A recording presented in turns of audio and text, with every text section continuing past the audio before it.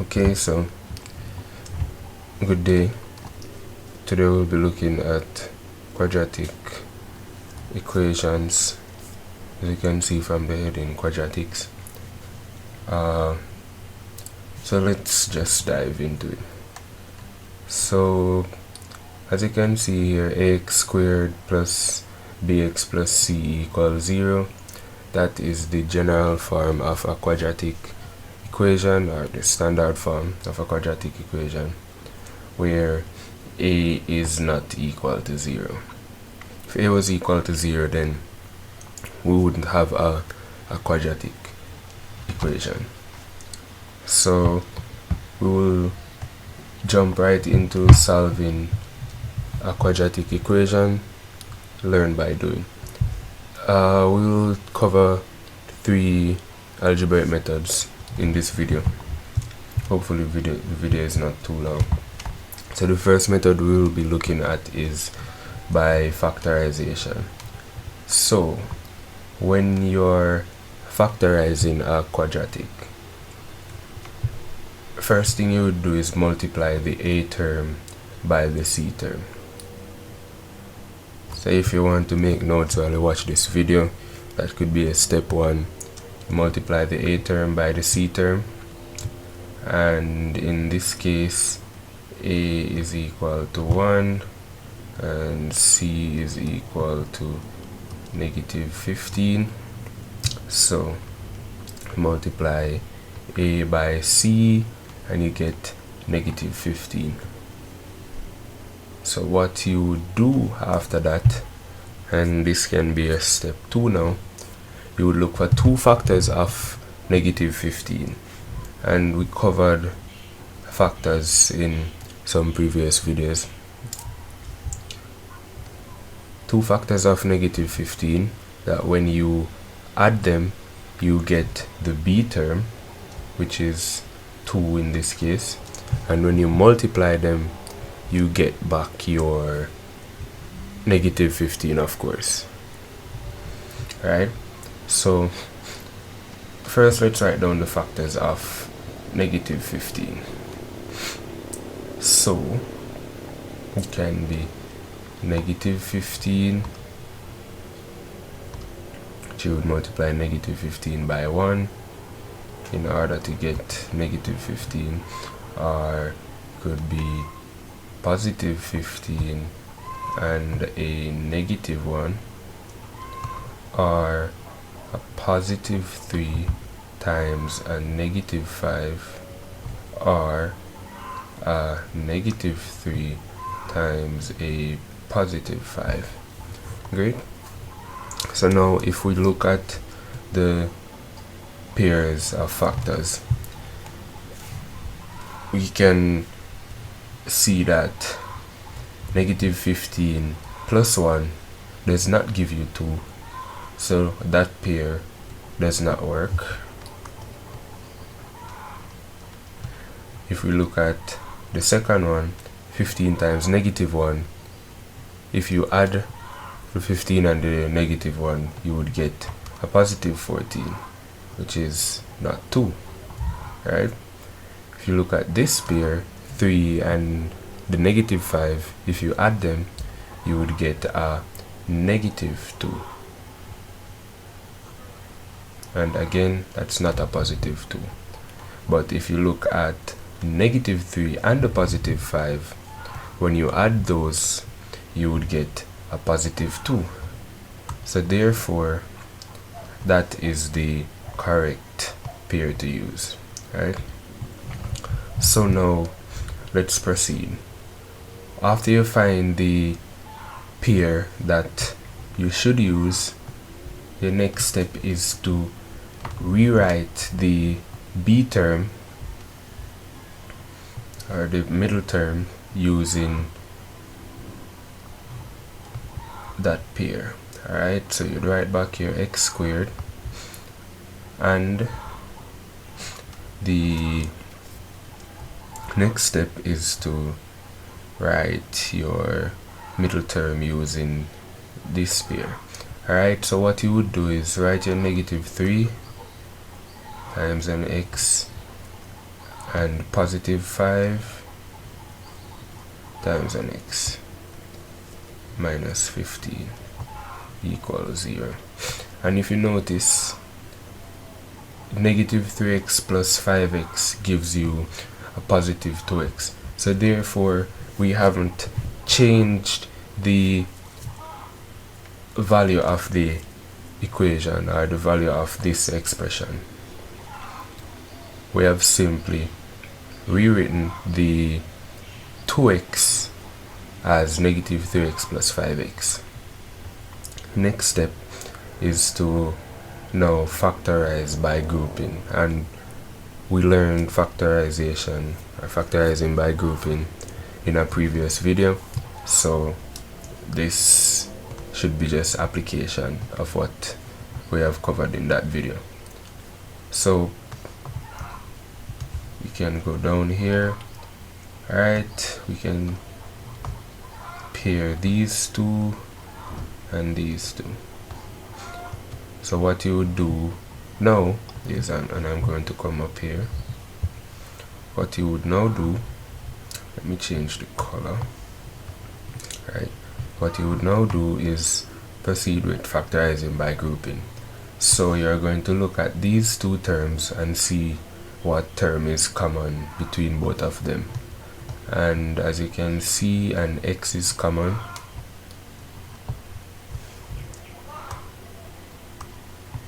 X is common between both of them.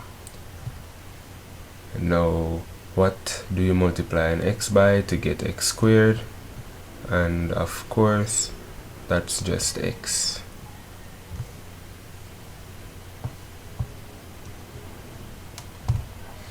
And what do you multiply x by to get negative 3x? That's negative 3. Good. Now, for the other pair, have your plus sign. Now you look what is common between these two terms, and if you look closely you can see that a 5 is common between those two terms, so you would factor out your 5. And what do you multiply by 5 to get 5x? That's just x. And what do you multiply 5 by to get negative 15? And of course that is negative 3. And remember, all of that is equal to 0. Good. So we're almost through with factorizing. Now what you would do is write the expression as a product of factors. Just in case you missed the previous video on factorizing by grouping, you can check that out and come back to this video, or you could follow along. So now we'd write our x minus 3 and x plus 5 equal to 0. Now that we have a product, we can say that, okay, if we multiply two terms and it results in 0, it has to be that one of those terms is 0.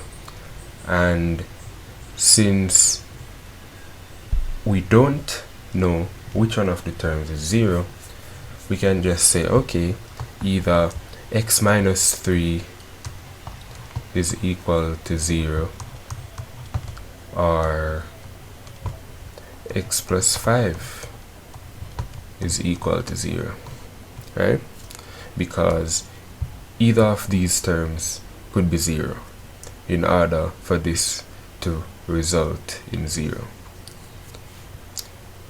0 times any number is 0. So obviously either x minus 3 has to be equal to 0 or x plus 5 has to be equal to 0, right?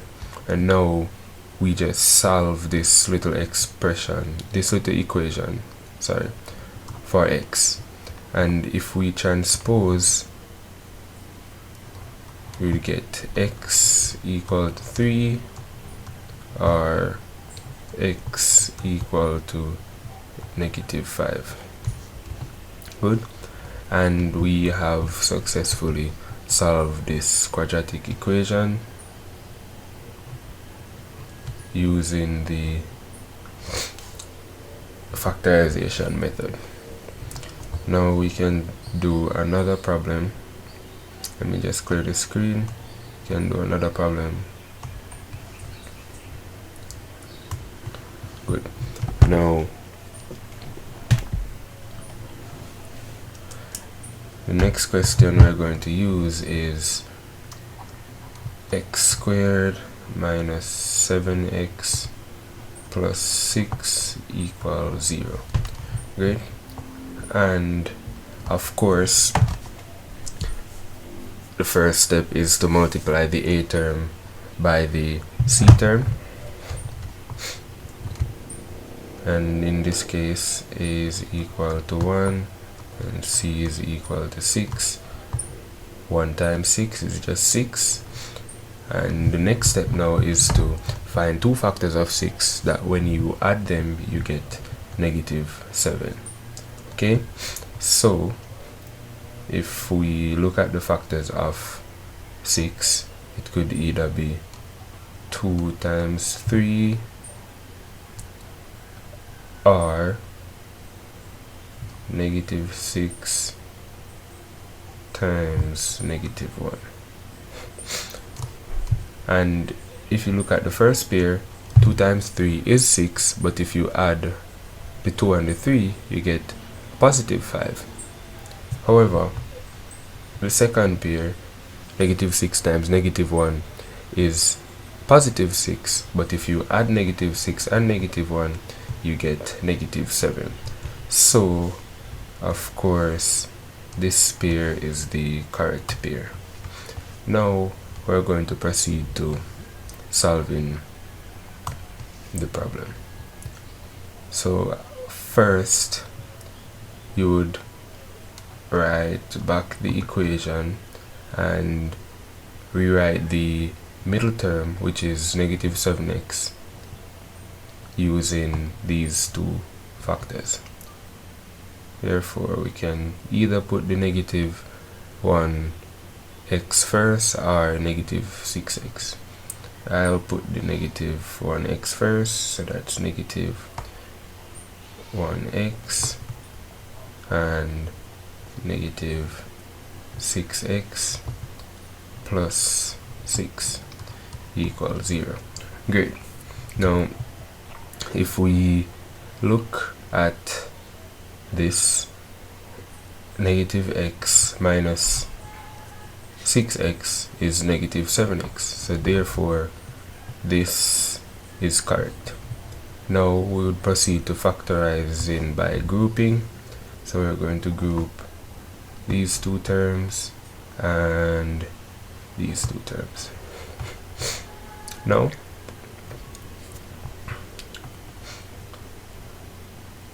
if we look at the first pair, we would factor out an x, because an x is common to both terms, the x squared and the -1x. Now x into x gives you back x squared. X times x is x squared, and what times x gives you -1x? That's just -1. Good. Now for this problem we have the negative sign, and if we look in the brackets we see that a 6 is common to both terms, so we can factor out a 6. Great. Now what times 6 gives you -6x? And that is just x. If you multiply -6 times x you get -6x. Now what do you multiply -6 by in order to get a +6? And if memory serves, that's -1. And remember that's all equal to 0. So let's check. x times x gives you x squared, and x times negative 1 gives you negative x. Good. And negative 6 times x gives you negative 6x, and negative 6 times negative 1 gives you a positive 6. So great. Final step now is to just write the expression as a product of factors, and of course that's x minus 1 and x minus 6. As I said before, if you haven't covered factorizing by grouping, please watch the previous video. Good. And all that's left to do now is to solve for x. As I mentioned before, if two numbers are multiplied and the result is 0, then one of those numbers have to be 0. So either x minus 1 is equal to 0, or x minus 6 is equal to 0. Now x is equal to 1, or x is equal to 6. Great. Now I'm going to move on to the next method. Or before I do that, let me just do one more problem. We do one problem where a is not 1. 3x squared. So this is the problem. 3x squared minus 5x plus 2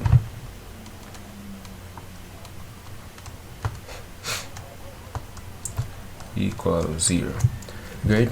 And it's the same procedure. So do not let the 3 here allow you to think that the question is more difficult than the one we did before. So the first step is to multiply a by c, and as you can see, a is 3 and c is 2. If you multiply a by c, you get a positive 6, right? Now, as you know, the next step is to find two factors of that positive 6 that when you add them you get a negative 5, and when you multiply them, of course, you get your positive 6. Right? So let's write down the factors of positive 6, and that's 2 times 3, or negative 2 times negative 3, or 6 times 1, or negative 6 times negative 1. And I think in the previous question I left out that negative 2 times negative 3, but it wasn't needed. So the factors that we would use now are the negative 2 and the negative 3.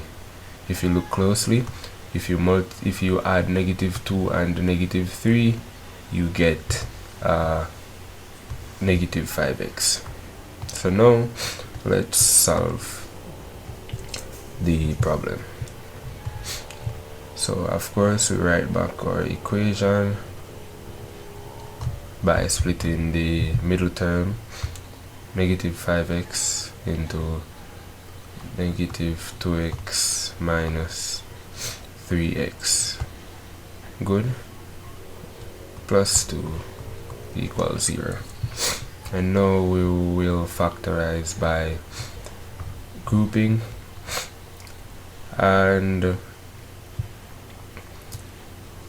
okay, I'm going to flip the negative 2 and the negative 3, being that there's a 3 here and there's a 2 there.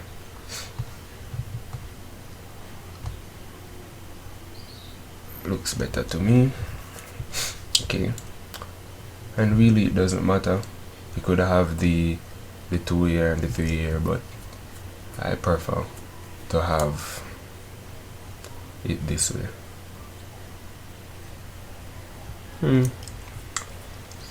Yeah, I prefer to have it this way. So now let's look at the terms that are common between our 3x and the 3x squared, and that is 3x. Good. So what do you multiply 3x by in order to get 3x squared? And that's just x. And what do you multiply 3x by in order to get negative 3x? And that's just a negative 1. Great. Now what you do now is you write back your minus sign and you look, what would you factor out of these two? And being that a 2 is common, we would factor out a 2, and that's into x. Good. Now be careful, what do you multiply a negative 2 by to get a positive 2? And that is negative 1, and all of that is equal to 0. Great. And for the almost final step, you just write that expression as a product of factors, and that's x minus 1 times 3x minus 2. Remember that is equal to 0. Now we solve for x, so either x minus 1 equals 0 or 3x minus 2 equals 0. And I'll come up here. Good. So if we transpose x minus 1 equals 0, to solve for x, we would have x equal 1, and for 3x minus 2 equals 0, we would have 3x equal to 2. Then divide both sides by 3, we would have x equal to 2/3. Therefore x is equal to 1, or x is equal to 2/3. And that is the basic gist of solving using factorization. Now the next method that we're going to look at is using the quadratic formula.